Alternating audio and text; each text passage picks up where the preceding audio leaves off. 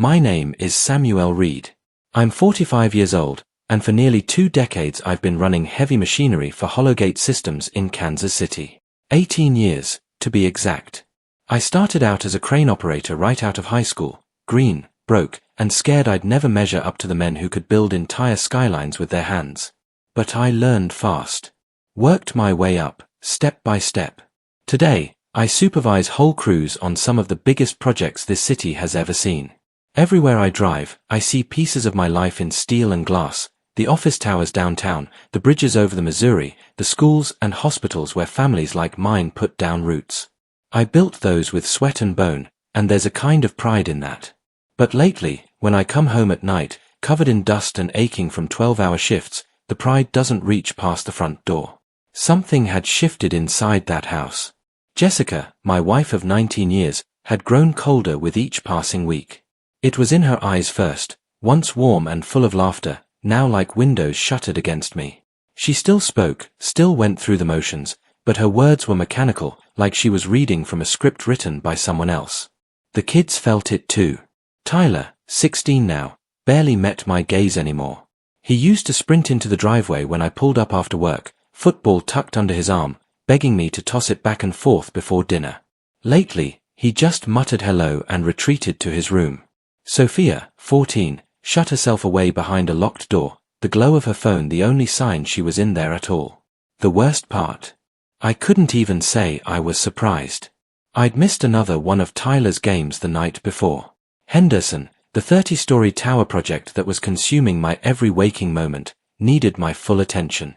I told you I had to finish the Henderson project, I muttered as I hung my hard hat on the kitchen hook, dust trailing off my jacket. You know how important that contract is. Jessica didn't even look up from her phone. Her voice was flat, almost rehearsed. Tyler scored the winning goal. Coach says he might get a scholarship if he keeps this up. I froze. The knot in my stomach tightened until I thought it might split me in two. Missing my son's games was never a choice I wanted to make. But in my mind, every hour I gave to Hologate, every contract I fought to complete, every promotion I clawed my way toward, it was all for them. To keep food on the table. To give the kids opportunities one never had. Jessica used to understand that. Hell, she used to brag about it, used to tell people how proud she was of me. I'll make it to the next one, I said. That's when she finally looked at me. It wasn't anger. Not disappointment. It was pity. A look that cut deeper than any insult. A look that said she'd already made up her mind about who I was and who I'd never be again. Will you? She asked quietly. The words echoed long after the kitchen fell silent. That night, lying in bed with Jessica turned away from me, her breathing steady and distant, I stared at the ceiling fan and tried to tell myself it was just a rough patch. Married couples went through them. We'd been together since college, through moves, kids, sickness, money troubles. We'd weathered worse. Surely this was just another storm. But storms pass. This was different. I reached for her hand in the dark, but it was like reaching for a ghost. We hadn't touched in months. Hadn't had a real conversation in even longer. The woman I'd once trusted with every piece of myself now felt like a stranger under the same roof. And though I didn't know it then, the foundation of my marriage, the one I thought was built as strong as the steel beams I raised downtown, was already starting to crack. The next morning, I shuffled into the kitchen, bleary-eyed, craving the bitter punch of black coffee to shake off the restless night. I was halfway to the machine when I caught the sound of a whisper, Jessica's voice, low and hurried, seeping through the laundry room door. Yeah, I'll see you later. No, he doesn't suspect anything. The words clung to me like smoke. By the time I opened the door, she had snapped her phone shut so fast it might as well have burned her fingers. Who was that? I asked, standing there in my work boots, the early light painting stripes across the linoleum. Her eyes darted sideways, avoiding mine. Work stuff. Work stuff. Jessica worked part-time at a small dental office. They scheduled appointments during business hours, sent polite reminder texts about cleanings and follow-ups. They didn't call employees at 6 in the morning, not while the rest of the city was still dragging itself out of bed. But I didn't push it. I grabbed my thermos, let the lie hang in the air, and headed for the door. See you tonight, I muttered. Actually, she started, her voice carefully neutral. I'm having dinner with my sister. Don't wait up. Her sister, Melissa, lived 2 hours away in Topeka. A Tuesday night dinner. After a 6 a.m. phone call, I paused at the doorframe, my hand tightening on the knob. But I didn't turn around. All right, I said instead. Outside, the autumn air bit sharp against my face. I climbed into my truck, sat there with the engine idling, watching the house. Nothing looked different from the outside. Same siding I'd painted 5 years back, same shutters Jessica insisted on choosing, same front porch where we'd once sat with beers after long days, dreaming of a better life. But inside, something was shifting. The foundation of my marriage, once solid, now felt like it was settling unevenly, like a building I'd inspected too many times. A hairline crack here, a small shift there, barely noticeable at first, but deadly if ignored.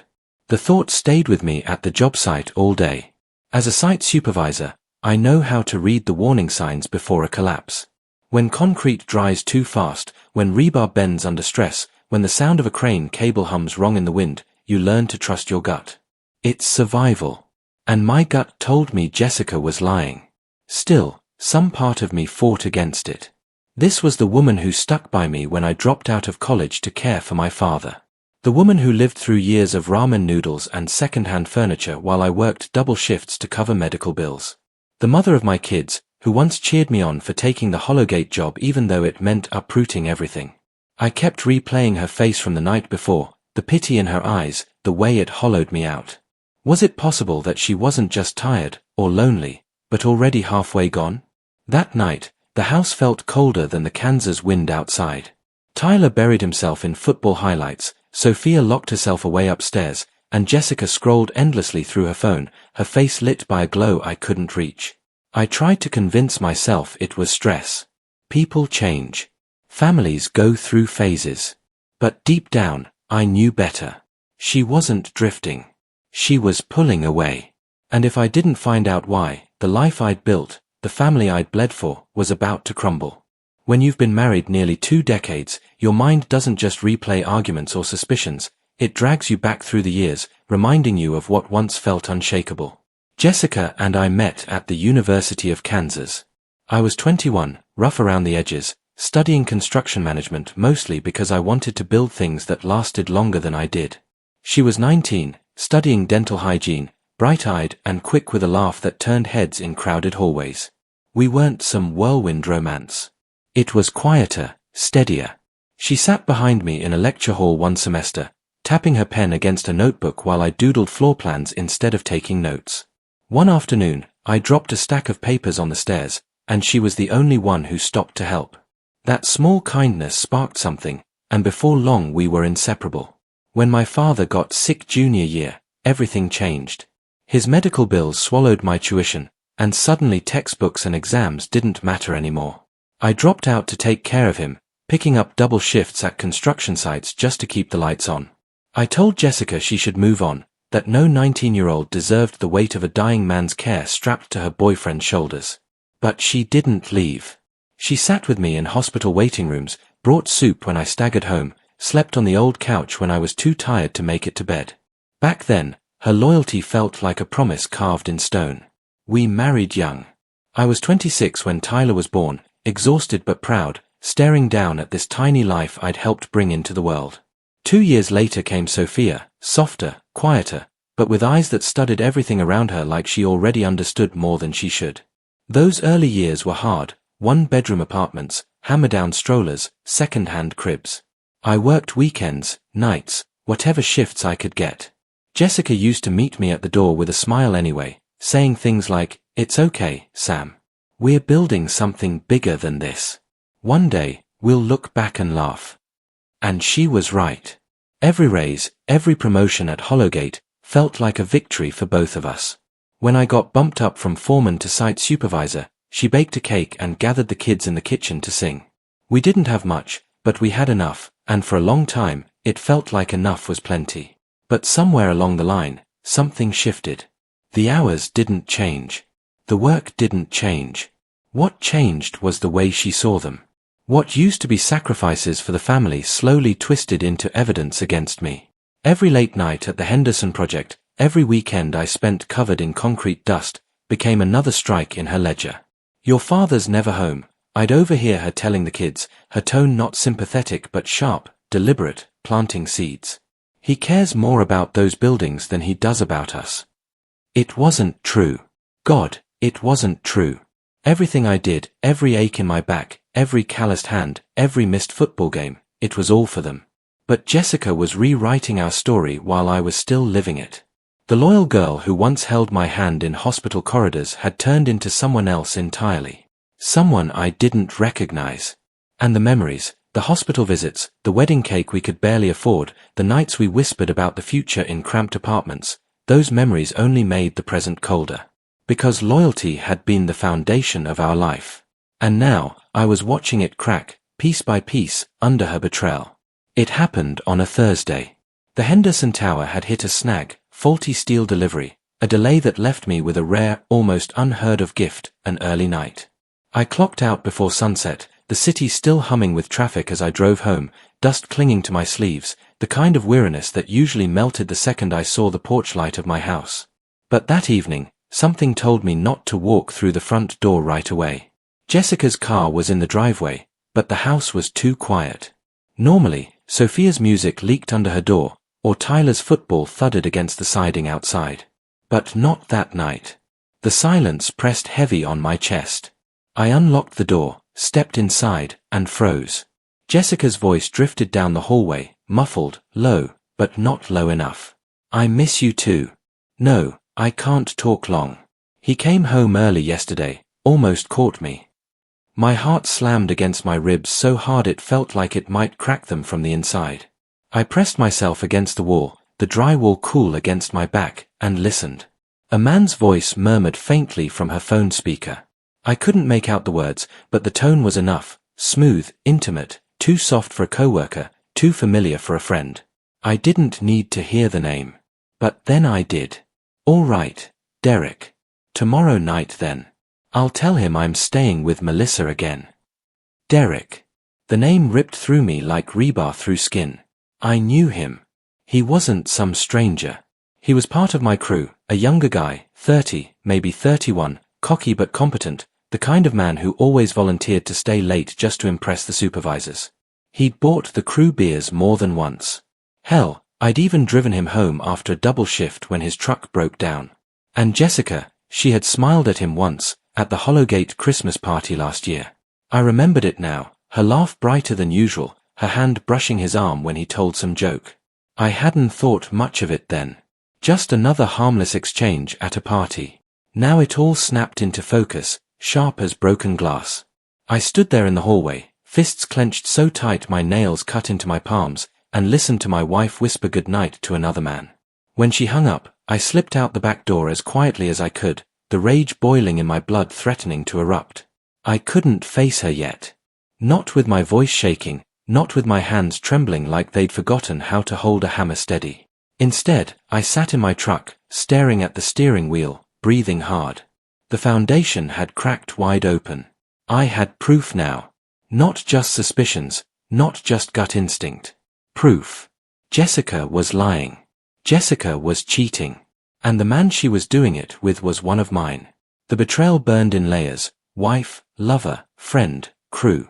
Everything I had trusted was unraveling, one thread at a time. And in that truck, parked under the same porch light that once felt like home, I realized something cold and certain.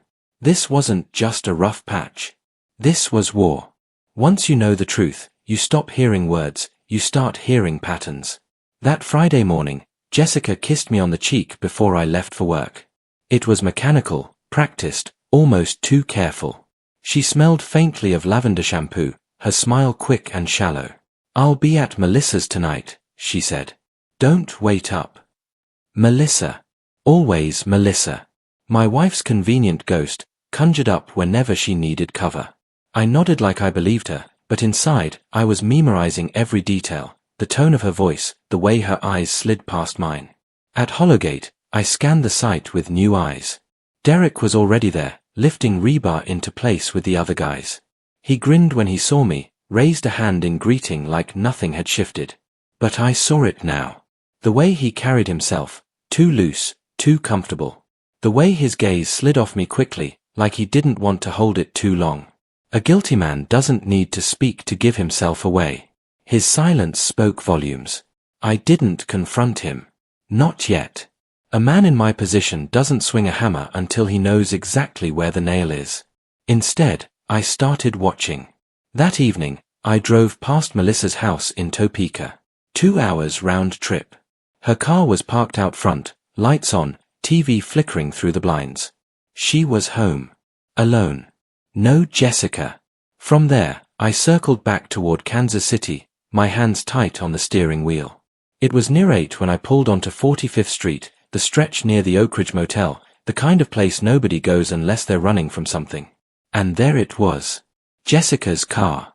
Parked 2 rows from the neon sign, half hidden under a busted lamppost. I didn't pull in. I just sat across the street, headlights off, watching the hours slip by. At 10:47, the motel door cracked open. Derek stepped out first, pulling his jacket on, glancing around like a thief. Jessica followed, her hair loose, her face lit by the glow of the sign. She touched his arm, laughed softly, then climbed into her car. My gut twisted so hard I thought I'd throw up right there in the cab of my truck. But I stayed still. Stayed quiet. Because anger blows things apart. Patience builds the trap. Over the next week, I collected everything. Times, dates, phone calls, mileage on her car, shifts where Derek worked late but somehow left the site early. I wasn't guessing anymore. I was recording.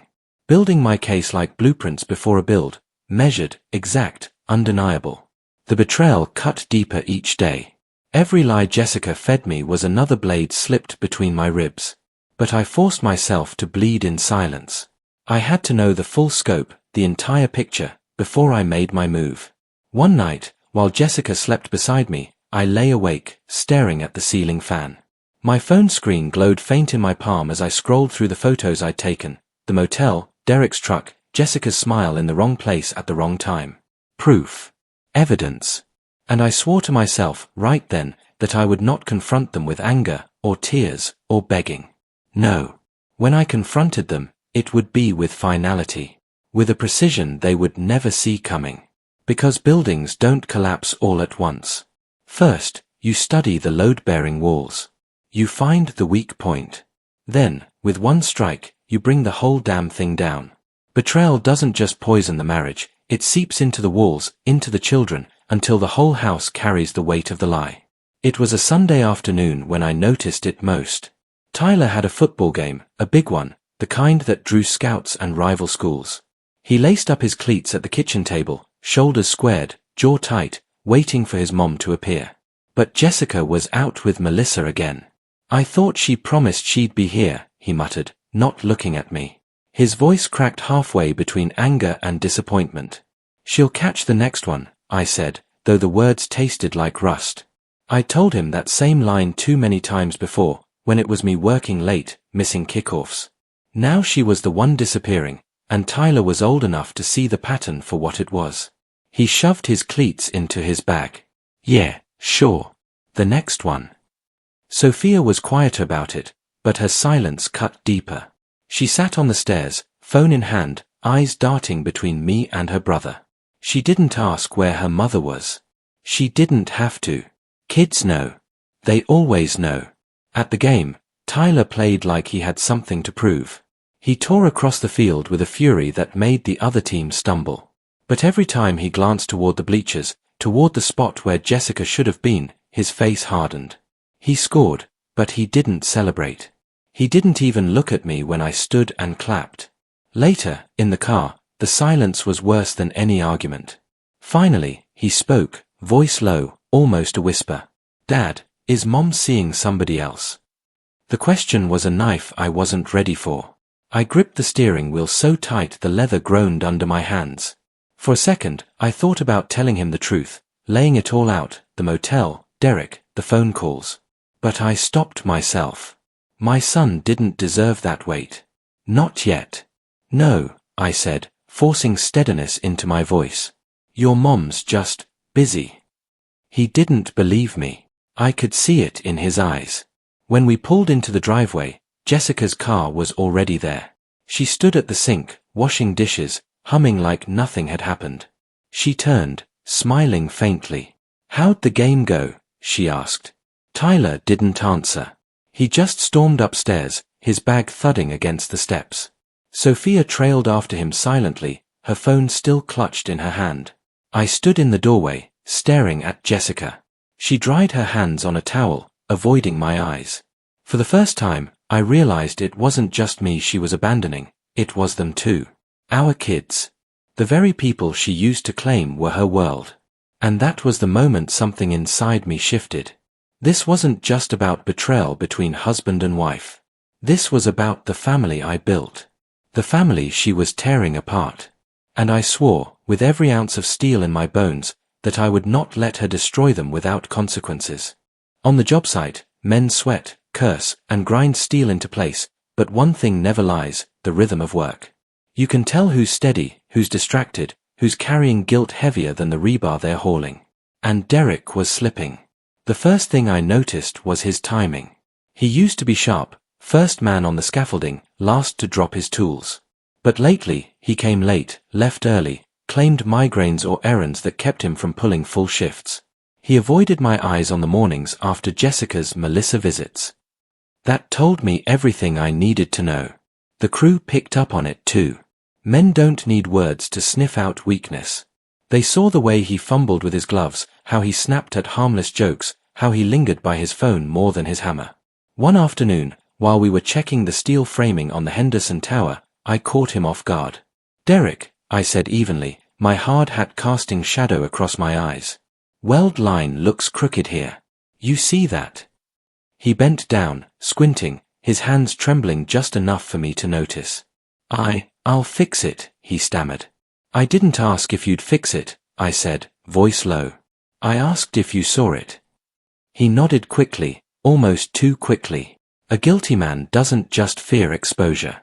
He fears silence. And mine weighed on him like a beam overhead, waiting to fall. Later, during lunch break, I sat on a stack of lumber, watching him from a distance. He laughed too loud at something another worker said, trying to look normal. But every time his phone buzzed, he stiffened like a deer in headlights. I imagined Jessica on the other end of that line, whispering in the same voice she once reserved for me. The thought made my stomach churn. But I didn't let it show. Instead, I began to test him. Small things at first, unexpected questions, sudden orders, quick changes in schedule. Each time, I watched how he flinched, how his eyes darted like a cornered animal. I wasn't just his supervisor anymore.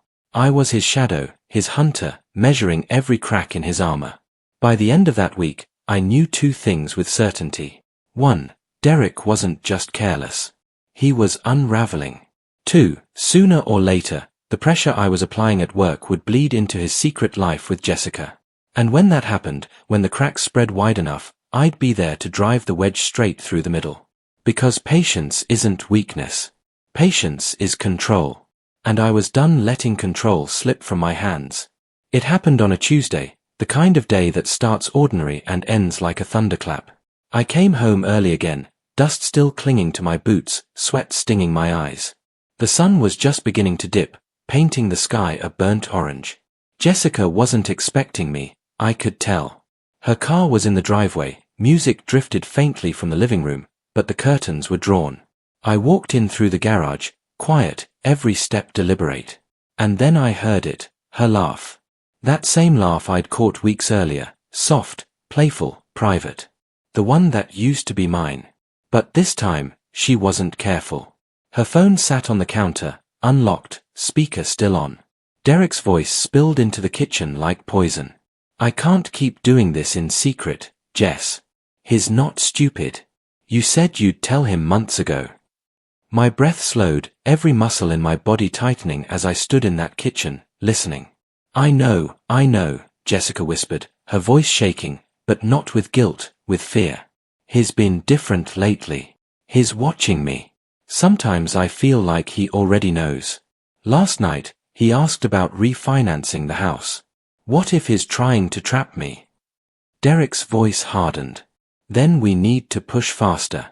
If he files first, you lose everything, custody, the house, all of it. Rick's told you that. You have to stay ahead of him. Silence stretched.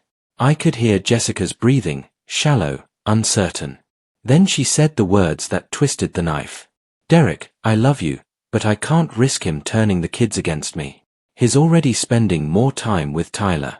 If Tyler flips, I'll lose custody. And if I lose custody, I lose everything. I felt my hand curl into a fist on the counter. Tyler. My boy. She was dragging him into this tug-of-war, treating him not like a son, but like a pawn. The call ended abruptly. She must have heard me move because footsteps padded toward the kitchen. I slipped out through the back door, circled around, and walked in through the front like I'd just arrived. Hey, I said, dropping my hard hat onto the table. How was your day? Jessica froze. Just for a heartbeat. Then the mask slid back on. She smiled, too wide, too forced. Fine, she said. How about you? I didn't answer right away. I let the silence hang just long enough for her to feel it. Then I smiled back. Good, I said. Really good. But inside, the fire was already spreading. She thought she was setting the trap. She didn't realize I'd already sprung mine. That unlocked phone, that careless call on speaker, it wasn't just a mistake. It was evidence. Proof that everything James and I suspected was true. And now I had their voices, their words, their conspiracy, laid bare. It was the slip-up I'd been waiting for.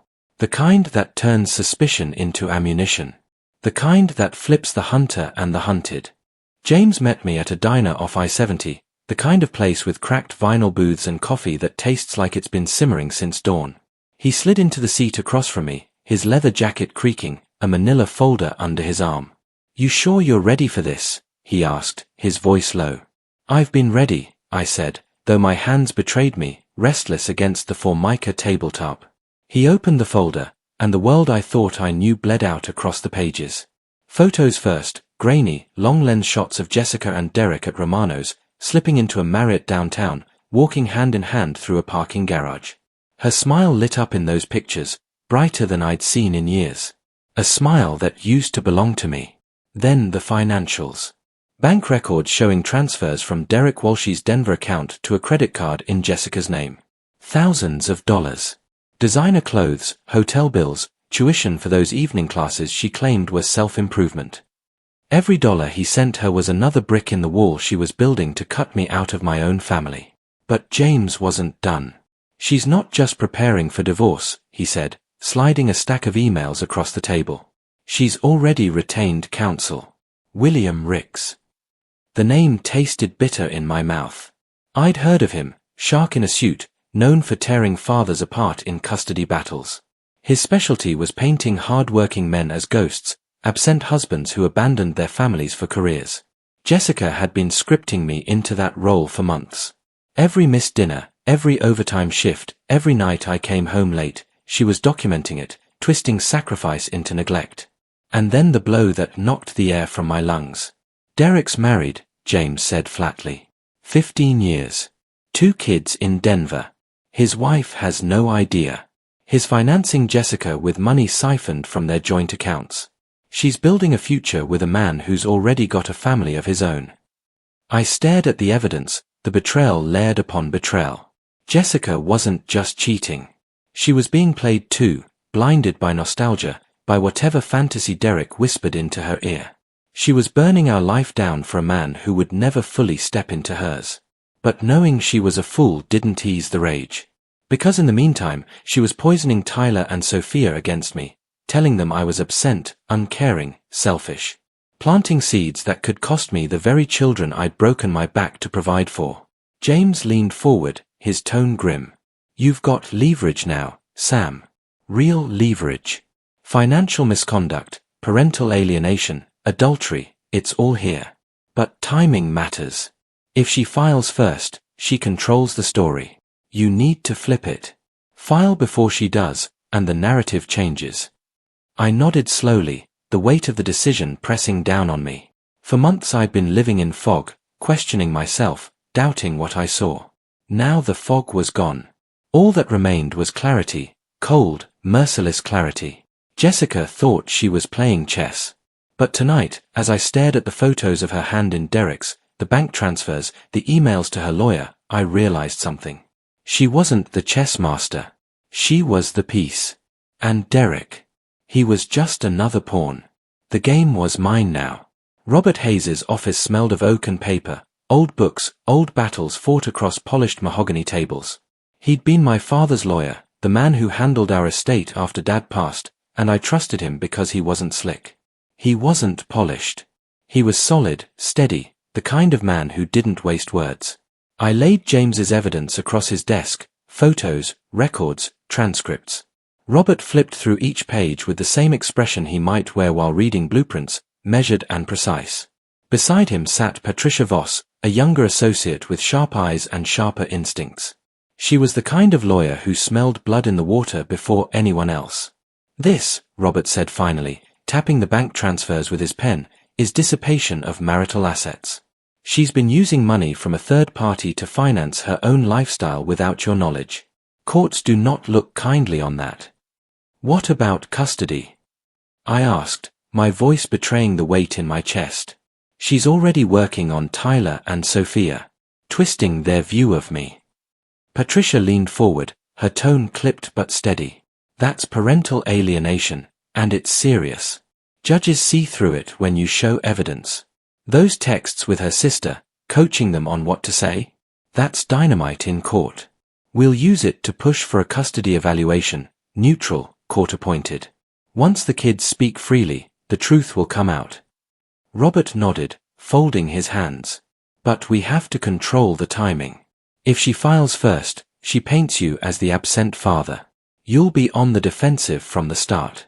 We file first, with adultery, financial misconduct, and alienation as grounds, and she's the one scrambling.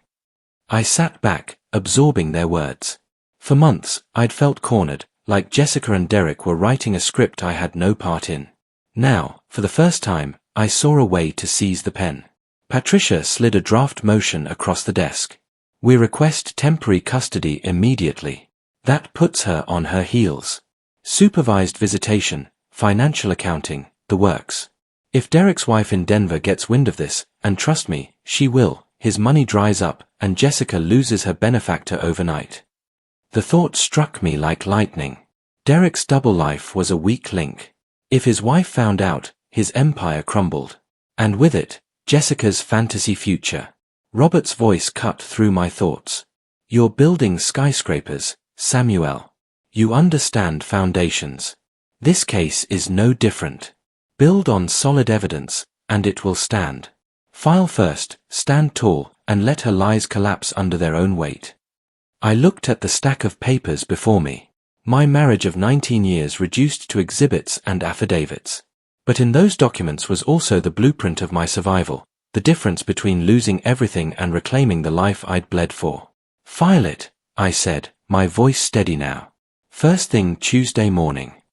Robert and Patricia exchanged a glance, a silent acknowledgement that the war had begun. I walked out of that office into the cool evening air, the city skyline sharp against the horizon. I'd built half those towers with my own hands, steel and concrete set against gravity. Now, I was building something else. Not a building. Not a marriage. A reckoning. The hardest part wasn't gathering evidence. It wasn't hiring James, or meeting with Robert and Patricia, or signing the paperwork that would start the fire. The hardest part was coming home every night and pretending I didn't know. Jessica still kissed me on the cheek at the door, though her lips were colder now, like habit without heat. She still asked about my day, though her eyes flickered toward her phone more than my face. She still folded my laundry, still packed Sophia's lunch, still laughed at Tyler's dumb jokes. On the surface, we were a family. But I'd seen the cracks. And once you see the cracks, you can't unsee them. At dinner, I'd listen to her ask Tyler about school, nudging him about college plans. I'd watch her beam when Sophia showed her drawings. And I'd smile too, even as my mind whispered, soon. You'll be answering to the court, not to me. The nights were worse. She'd take her phone into the bathroom, the shower running longer than necessary. Sometimes I'd hear her voice through the door, low and urgent, like a secret prayer. I knew who she was talking to. Derek. The ghost who haunted every corner of my house. But I didn't confront her. Not yet. Instead, I played my role. I made breakfast for the kids. I showed up to Tyler's basketball practice, cheered louder than anyone else in the bleachers. I sat with Sophia while she drew, nodding like her little sketches of cats and castles were blueprints for the Louvre. I became the anchor, steady and present, while Jessica floated in her fantasy. Every smile, every laugh, every gesture, I was building a case not just on paper, but in their hearts. Because Robert was right. Evidence mattered, but children spoke louder. If Tyler and Sophia saw me as constant and her as distracted, no judge in the state would buy her story. And Jessica, she didn't even notice. She thought she was winning. She thought her secret was safe. She thought I was blind, dull, the workhorse too tired to look up. But every night, after the kids were asleep and the house was quiet, I'd sit at the kitchen table, staring at the folder James had given me. Her smile in those photos. Derek's hand on her back. The money trail. The emails. The mask I wore by day slipped off at night, and the rage simmered, low and controlled. I was no longer a husband living with his wife. I was a soldier embedded in enemy territory, waiting for the signal to strike. And when the papers were filed, the battlefield wouldn't be a courthouse. It would be this house. Tuesday morning came like any other. Coffee brewing, kids scrambling for backpacks, Jessica moving through the kitchen in her robe, pretending everything was fine. But by noon, everything changed. The papers were filed at the courthouse. By 3 o'clock, a process server walked up the front steps of our house. Jessica answered the door with her usual soft smile, until the man in the suit handed her the envelope. Mrs. Dalton, you've been served. I was in the garage, tightening a loose bolt on Tyler's bike, when I heard it. The silence. Heavy. Suffocating. Then the footsteps, fast and uneven, slamming across the hardwood. Samuel, she screamed, her voice cracking in a way I hadn't heard since the early years, back when life was raw and real. What the hell is this? I wiped my hands, walked inside, and found her standing in the living room, the petition trembling in her grip. Her face was pale, her lips pulled back, eyes wild. You filed? You filed. She spat, like it was betrayal worse than her affair, worse than the money, worse than the lies. I didn't flinch. I met her eyes, calm, steady. Yes. I filed. Her hands shook as she flipped through the papers, scanning the words, adultery, financial misconduct, parental alienation. Each line cut her mask to ribbons. You, she stammered, chest heaving. You think you can take the kids from me? You think you can humiliate me like this? I stepped closer, my voice low but sharp. I didn't humiliate you, Jessica. You did that yourself. I'm just done cleaning up your mess in the dark. For a moment, the fire in her eyes faltered. Fear seeped in, raw and unguarded. Then it hardened into rage.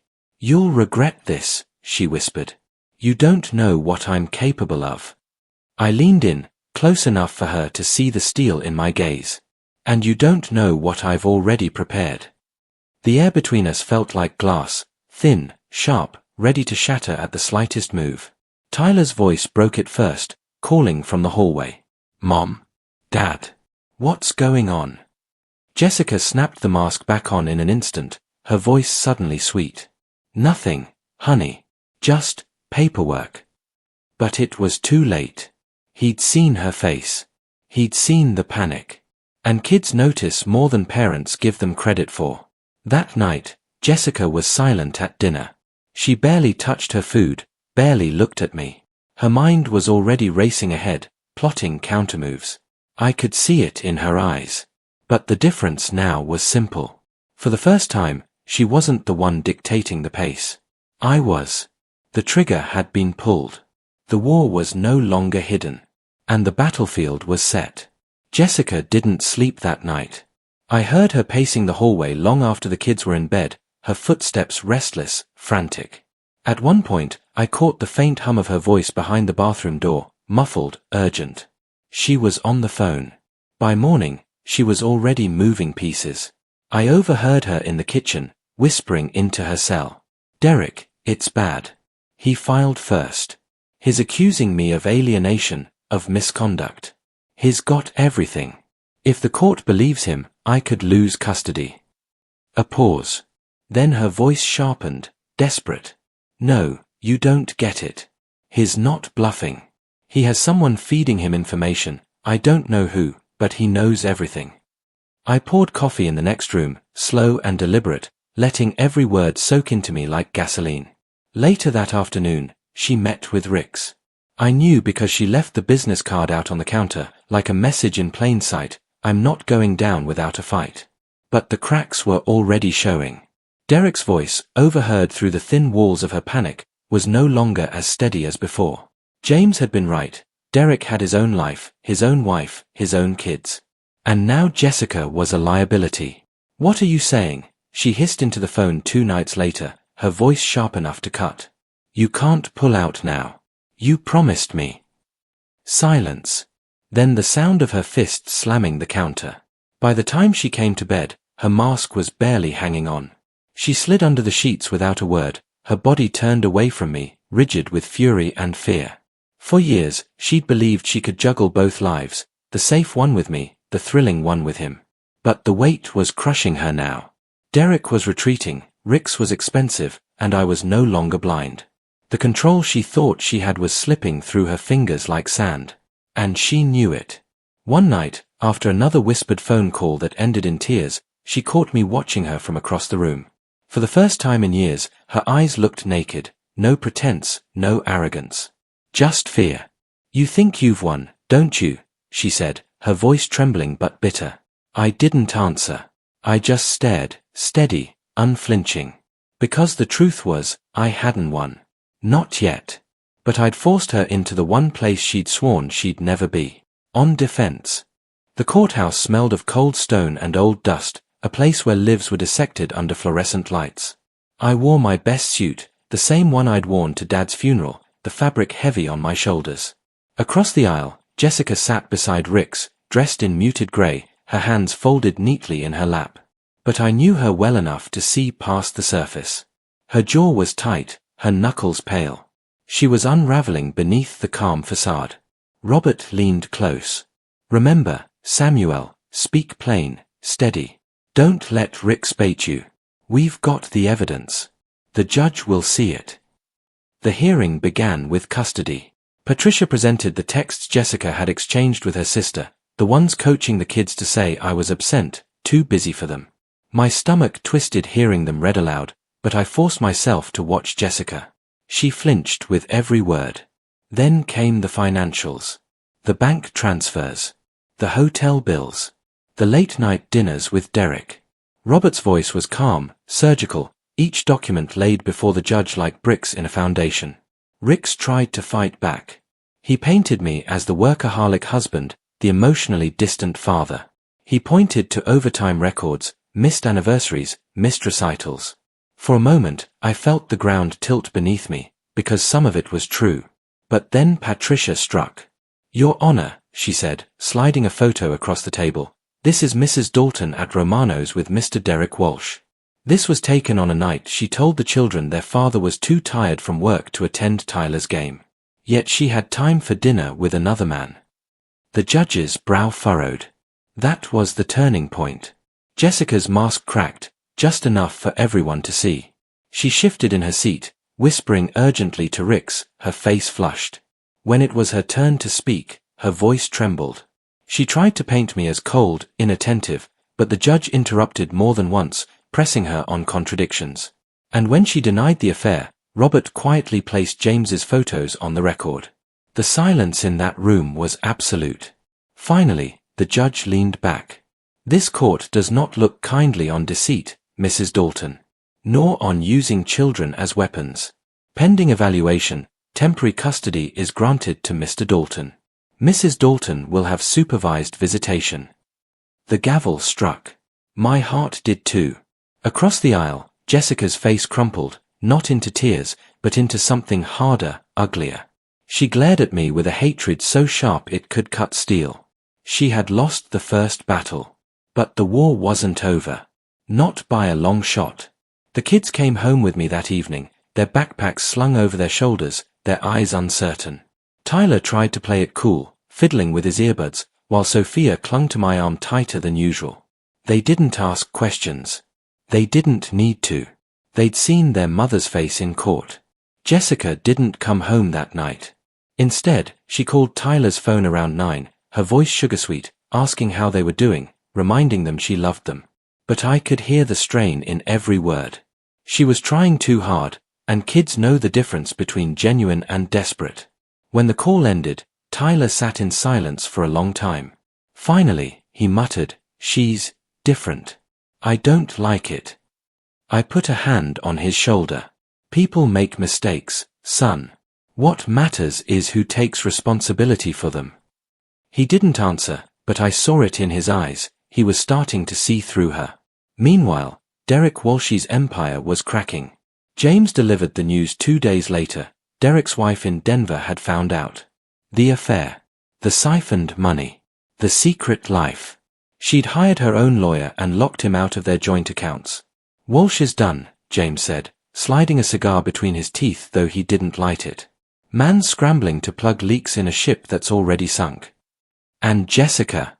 She was left stranded. No money flowing in, no lover to shield her, no control over the kids. But she wasn't finished. That Saturday, she showed up at the house unannounced, eyes wild, her hair pulled back too tight. "Samuel, you can't keep them from me," she hissed the moment I opened the door. "This is temporary. The judge doesn't know the real you." I stayed calm. The judge knows enough. And so do the kids. She stepped closer, her voice dropping to a venomous whisper.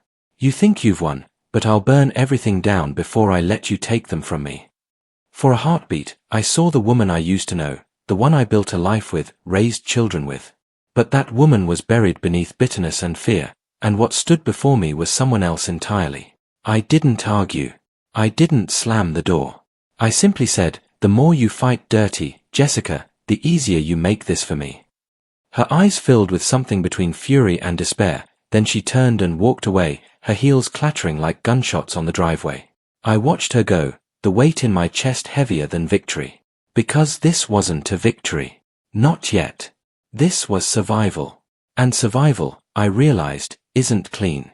It's not triumph. It's standing in the ashes and knowing you're still here.